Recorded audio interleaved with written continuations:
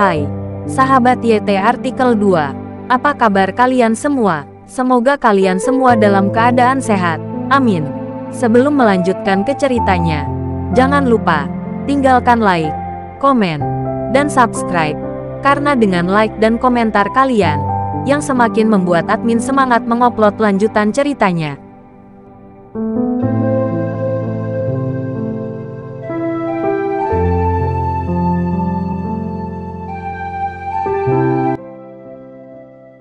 Episode 229. Kisah Aditya, anak bos besar yang berpura-pura miskin. Memikirkan hal ini, hati Sergio menegang. Dia tidak ingin dihukum seperti Mulyadi di depan begitu banyak orang. Itu akan terlalu memalukan. Paman Benny, kemarilah. Tuan Aditya sudah melihatmu. Sergio melambaikan tangannya ke arah Benny dengan canggung, mengisyaratkan Benny untuk datang. Benny bersembunyi di sudut dan dapat mendengar dengan jelas. Orang tua itu berpikir bahwa duduk di sudut yang gelap dengan begitu banyak orang hadir, Aditya pasti tidak akan menemukannya. Tapi dia tidak menyangka Aditya akan mengetahuinya secepat ini. Apakah mata Aditya terlalu bagus? Sekarang Benny benar-benar memiliki bayangan psikologis pada Aditya, karena ketika dia berada di rumah Edward, Aditya menghajar Benny dengan sangat buruk. Tapi itu sudah ditemukan, jadi Benny tidak punya pilihan selain pasrah dan berjalan mendekat. Tuan, apa yang kamu ingin aku lakukan? Benny berjalan dengan santai dengan tangan di belakang, berpura-pura tidak ada yang salah dengan dirinya. Ah, tidak apa-apa, Tuan Aditya memintaku untuk memanggilmu, kata Sergio kepada Benny berpura-pura tenang, dan bahkan mengedipkan mata pada Benny. Benny mengerti bahwa Sergio takut dia akan mengungkapkan dirinya, dan mengisyaratkan padanya. Aditya, kamu juga di sini. Benny memaksakan senyum dan menyapa Aditya. Aditya menatap Benny, merasa sangat kesal. Dia juga tahu betul bahwa semua yang terjadi malam ini mungkin ada hubungannya dengan Benny, dan itu adalah kesalahan Benny. Sepertinya bajingan ini masih belum ditaklukkan. Dia masih melakukan sesuatu secara diam-diam. Tidak apa-apa jika kamu tidak datang. Saya tidak jadi dipukuli. Kamu tidak bisa tidur nyenyak, kan? Aditya bertanya pada Benny dengan senyum dingin. Wajah tua Benny menjadi panas. Dia masih sedikit malu pada Aditya. Tapi terlebih lagi, kebencian terhadap Aditya. Hehe, apa yang kamu katakan tidak bisa dijelaskan. Apakah aku ingin kamu dihukum? Kamu adalah anak laki-laki iparku, dan kita adalah saudara. Benny tertawa. Kamu masih punya nyali untuk menyebut adikmu. Benny, jangan berpura-pura. Jika kamu ingin bersaing denganku, maka kamu langsung saja dan jangan main-main di depanku. Aditya menegur Benny. Wajah Benny pucat. Di bawah pandangan semua orang, dia merasa tidak ada tempat untuk meletakkan wajahnya. Ngomong-ngomong, dia, Benny, telah melakukannya dengan baik di Toraja selama beberapa tahun terakhir. Dan dia juga telah bertemu banyak orang di kelas atas, jadi masih sangat menyelamatkan muka. Sekarang ditegur oleh Aditya di depan umum. Benny benar-benar merasa malu. Aditya, aku tidak mengerti apa yang kamu bicarakan. Siapa yang ingin bertarung denganmu? Mengapa aku harus bertarung denganmu? Benny menolak untuk mengakuinya, dan berteriak pada Aditya dengan keras.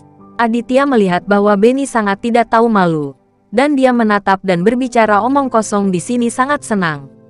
Hehe, sepertinya kulitmu sangat tebal. Karena kamu menolak mengakuinya, maka jangan salahkan aku. Aditya tersenyum dingin. Kamu, apa yang akan kamu lakukan? Benny tergagap, menatap Aditya dengan malu-malu, dan secara naluri mundur 2 langkah. Orang-orang yang hadir sedikit bingung. Mereka semua tahu bahwa Benny adalah nama paman Aditya, dan adik dari ibu tiri Aditya. Bagaimana dia bisa begitu takut pada Aditya?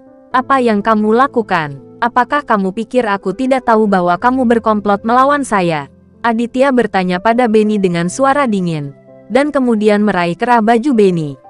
Benny benar-benar dibayangi oleh Aditya, dan sekarang Aditya meraih kerahnya. Dia tahu itu akan menjadi buruk, atau dia akan dipukuli. Jangan, Aditya, ini bukan di rumah. Kamu harus menghormatiku. Suara Benny sedikit bergetar. Dia takut dipukuli. Dan bahkan lebih takut dipukuli di tempat seperti itu. Kemudian tercela dan tersesat di rumah. Aditya tidak bisa mengendalikan sebanyak itu. Jika Benny tidak memberi pelajaran pada Benny malam ini, Aditya khawatir orang ini tidak akan berhenti di masa depan. Dan dia pasti akan datang untuk membuat masalah baginya. Kamu sendiri tidak tahu malu. Apakah aku masih perlu memberimu hormat? Aditya bertanya balik, menamparkan telapak tangannya. Itu adalah kedutan.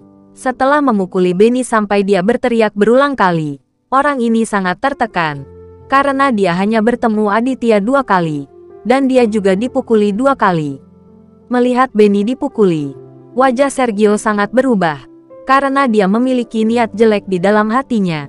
Dan dia takut Aditya akan melakukan hal yang sama padanya sebentar lagi. Bahwa Mulyadi sedang menonton. Dan dia merasa bahwa Benny dipukuli oleh Aditya adalah hal yang baik. Setidaknya ada seseorang yang juga malu bukan hanya dia. Jangan pukul aku. Jangan pukul aku. Keterlaluan memukulku di depan begitu banyak orang. Benny memohon pada Aditya dengan suara rendah. Dia sudah malu. Dia tidak bisa mengalahkan Aditya. Bahkan jika dia bisa mengalahkan Aditya, Rizal di samping Aditya adalah orang yang tidak dapat diatasi. Jadi Benny tidak sebodoh itu. Dia tidak berani melawan. Karena jika dia melawan, dia hanya akan dipukul lebih parah. Tidak ada masalah jika aku memukulmu. Katakan padaku, apakah kamu berkomplot dengan Sergio untuk melawanku? Aditya menatap langsung ke Benny. Dengan mata tajam, seolah ingin melihat melalui Benny. Menghadapi mata tajam Aditya, Benny masih merasa sangat bersalah. Karena Aditya telah melihat semua ini. Ada apa? Saya baru saja diundang oleh Tuan Sergio untuk menghadiri pesta malam ini. Benny menggigit bibirnya dan berdebat. Aditya tahu bahwa Benny tidak akan mengakuinya. Yang sudah dipikiran Aditya. Hehe, sepertinya kamu masih belum cukup menderita. Apakah aku harus memukulmu? Aditya tersenyum dingin. Dia sedikit kesal sekarang. Dan dia tidak ingin melihat Benny menyangkalnya di sini lagi. Ketika Benny mendengar bahwa Aditya akan memukulinya, wajahnya berubah ketakutan. Dan dia secara naluriah ingin melarikan diri. Aditya dapat membuatnya kabur. Pada saat ini, dia menjambak rambut Benny. Kembalilah, Aditya berkata dengan marah. Lalu menunjuk ke wajah Benny dengan selusin pukulan. Bagaimana Benny menderita pukulan yang begitu parah. Dia terpana oleh pukulan Aditya, dan dia tidak bisa menghentikan pendarahan dari lubang hidungnya. Ada dengungan di kepalanya, dan Benny merasakan ketakutan yang mendalam. Aditya, jangan pukul aku. Aku akan memberitahumu segalanya. Benny bangun setelah beberapa saat. Suaranya bergetar ketakutan, dan dia terus melambaikan tangannya ke arah Aditya. Katakan padaku, sebaiknya jangan mengecewakanku lagi. Kata Aditya datar tanpa melepaskan Benny. Benny tidak berani menghadap Aditya lagi. Dia benar-benar tidak tahan dengan pemukulan Aditya seperti ini. Akulah yang mencari Sergio, dan memintanya untuk membalaskan dendamku dan membersihkanmu. Benny akhirnya mengaku dengan jujur, dan dia tidak bisa melakukannya tanpa itu. Dia tidak tahan dengan pemukulan Aditya. Setelah mengkonfirmasi hal ini, Aditya merasakan gelombang kemarahan di dalam hatinya. Sergio yang keji ini masih meneriakkan saudara padanya, satu demi satu, tetapi diam-diam melakukan hal yang menjijikkan. Aditya memikirkan hal ini. Matanya tertuju pada Sergio. Dia memandang Sergio dengan sedikit gugup, tetapi dia tidak pernah menyangka bahwa Aditya sekarang begitu tajam, dan metodenya dalam mengajar lawan juga cukup kuat. Yang paling penting adalah Sergio merasa sangat malu. Dia selalu berpura-pura menjadi orang baik di depan Aditya. Tetapi sekarang setelah dia terungkap, dia benar-benar merasa tidak ada tempat untuk meletakkan wajahnya. Hei, saudara Aditya, jangan percaya omong kosongnya. Kita sudah menjadi teman bermain sejak kecil. Bagaimana aku bisa melakukan sesuatu yang keji itu? Aku minta maaf untukmu. Sergio dengan nakal tersenyum pada Aditya. Ledakan. Aditya menendang Aditya dengan tendangan keras. Aku belum pernah melihatmu begitu tak tahu malu. Apakah kamu masih memiliki wajah untuk mengatakan bahwa kita adalah teman bermain sejak kita masih muda? Aditya menegur, menunjuk Sergio yang jatuh ke tanah. Sergio dilatih untuk tidak marah. Dia telah melihat keterampilan Aditya sejak lama, dan tahu bahwa jika dia dipilih, dia pasti bukan lawan Aditya. Tetapi jika dia mengundang orang untuk melayani bersama, bagaimana Rizal di samping Aditya bisa berdiri dan menonton? Harus melakukannya dengan kekuatan Rizal. Bahkan jika selusin dari mereka naik bersama, mereka masih akan disiksa menjadi anjing oleh Rizal. Jadi Sergio sangat masuk akal. Setelah ditendang oleh Aditya, dia tidak ingin melawan. Kakak Aditya, ini salah paham. Dengarkan aku dulu.